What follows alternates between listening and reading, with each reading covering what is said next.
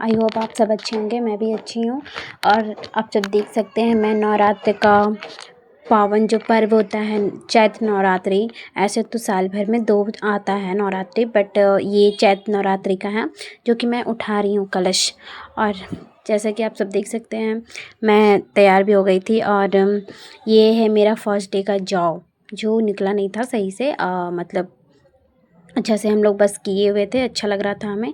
और पूजा पाठ करने के बाद सुबह में फिर शाम का टाइम होता है तो ये आंटियाँ आती हैं। और ऐसे बिहारी में कहा जाता है कि गीत, तो सब कोई तो नहीं जानते ही गीत वर्ड को सब कोई नहीं जानते हैं, बट जो जानते हैं उनको अच्छे से मालूम होगा कि गीत कितना ज़्यादा हमारे लिए इम्पोर्टेंट्स होता है। क्योंकि कोई भी पूजा पाठ या शादी वगैरह जो भी होता है ना हमारे यहाँ, खास करके बिहारियों में, तो गीत मतलब बहुत ज़्यादा ज़रूरी है कि गवाता है। तो वो हो रहा था मेरे घर में। और ये मेरा सेकंड डे का है, तो सेकंड का आप सब देख सकते हैं कलश से थोड़ा सा मतलब जो हल्का सा मतलब आ गया था बाहर, जो जिसको बोलते हैं ना पौधा निकलना, तो बस निकल रहा था।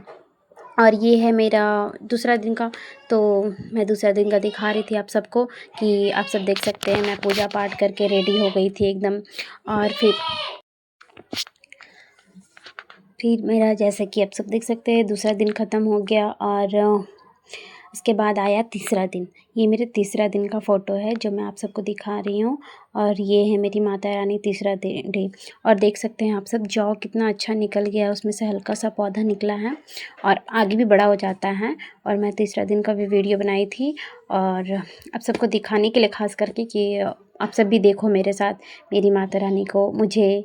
और मेरे इस पूजा पाठ में जो भी मुझसे गलती होगी ना, उसके लिए मैं माता रानी से तो प्रे कर चुकी हूँ कि मुझे माफ़ कर दीजिएगा माता रानी, बट आप लोग भी सपोर्ट कीजिएगा। और ये है मेरा फोर्थ डे का फ़ोटो जो कि मुझे सच बताऊँ तो, और ये बहुत ज़्यादा अच्छा लगा था मुझे। ये है फिफ्थ डे का। और ये फिफ्थ डे का देखो, फिफ्थ मतलब 5वें दिन बहुत अच्छा निकल गया था। मैं चौथा दिन का नहीं ले पाई थी, सॉरी। और ये मेरा 7वां दिन का फ़ोटो है। और 7वां दिन मैं कुछ वीडियोस भी बनाई थी जो इंस्टा पे अपलोड है, रील्स जिसको बोलते हैं ना, रील्स। और आप देख सकते हैं 7वां दिन मेरा जौ कितना अच्छा निकल गया था और माता रानी बहुत खुश हो गई थी, मतलब मुझे लग रहा था कि खुश है माता रानी। और ये मेरा 8वां दिन का 8वां दिन आप जौ देख सकते हैं। 8वां दिन तो और भी ज़्यादा सुंदर हो गया था माता रानी का जौ। और देख सकते हैं मैं पूजा जौ का भी करती थी, कलश जहाँ पे बैठाई थी। और ये मेरा 9वां दिन का है। 9वां दिन तो मैं बहुत खुश थी क्योंकि इस दिन मुझे बहुत काम भी था और मैं खुश भी थी कि फाइनली वो दिन आ गया जिस दिन का मैं बेसब्री से इंतज़ार कर रही थी कन्याकुमारी खिलाने का। तो अभी मैं पूजा कर रही थी सुबह सुबह का टाइम पे।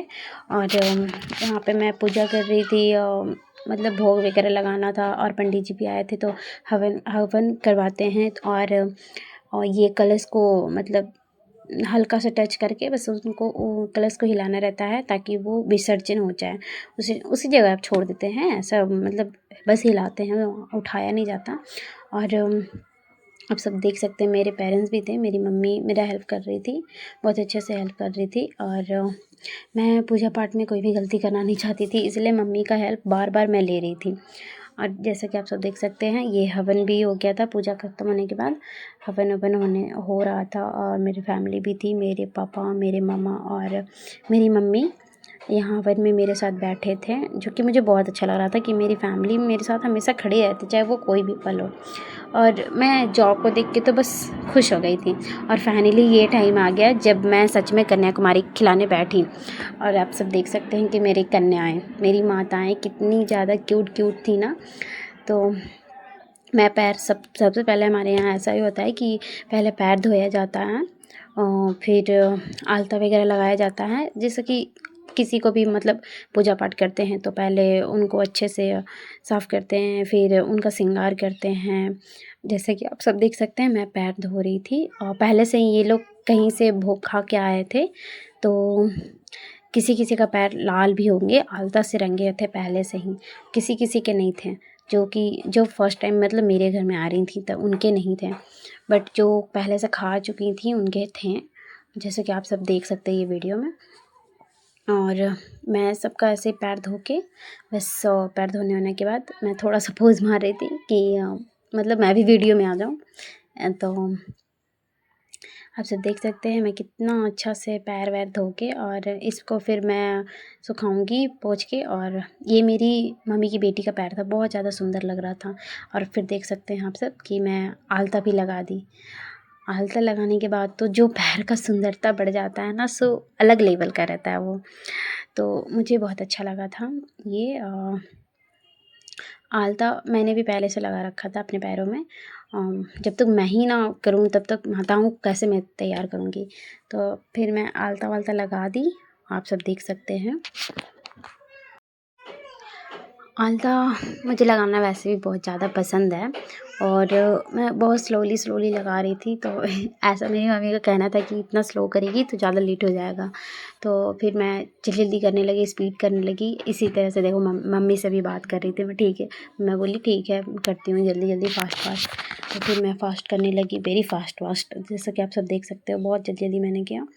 मैं फिर ये मेरी मामी की बेटी थी जो बहुत ज़्यादा प्यारी थी, मुझे बहुत पसंद है। और जो लड़का को आप देखे वो मेरा मामा का बेटा था जो भैरव भैया बना था। जो हमारे यहाँ एक भैरव भैया रहना ज़रूरी है। और मैं फिर कन्याओं को सबको खाना वाना खिला के भोग लगा के सबका आशीर्वाद ले रही थी। और कुछ लड़कियाँ थी जो मजाक भी कर रही थी, मेरे मतलब गेट के सामने खड़ी थी, वो लोग थी। और मैं इन सबको गिफ्ट के तौर पे दी थी पैसे, रबर बैंड, क्लिप और सेब और संतरे और एक चुन्नी सबको दिया मैंने। फिर बिंदी लगाई और भी पता नहीं मैं क्या दी, मुझे खुद ही याद नहीं है क्योंकि मैं ये काफ़ी ज़्यादा बाद ये रिकॉर्ड कर रही हूँ वीडियो और मैं अपलोड करूँगी बहुत दिन के बाद। तो सॉरी मुझे उतना याद नहीं है, बट जो भी याद है मैं आप सबको बता दे रही हूँ। बट आप सबको यहाँ दिख सकता है, आप सब तो देख सकते हो कि मैं क्या दी। लोगों के हाथ में भी नज़र आता है, मैं इससे आशीर्वाद लेती थी। और ये मेरी मामी जो उनके मतलब अपनी बेटी के हाथ से आशीर्वाद दिला रहे थे। तो ये सब करने के बाद मुझे बहुत ही ज़्यादा अच्छा लगा था, बहुत ज़्यादा।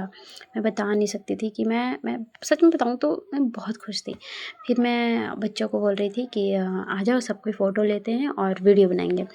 फिर मैं इन लोगों को अपने पास बुलाई और जैसा कि आप सब देख सकते हैं फ़ोटो ली अच्छे से और फिर यहाँ पे वीडियो भी बना रही थी।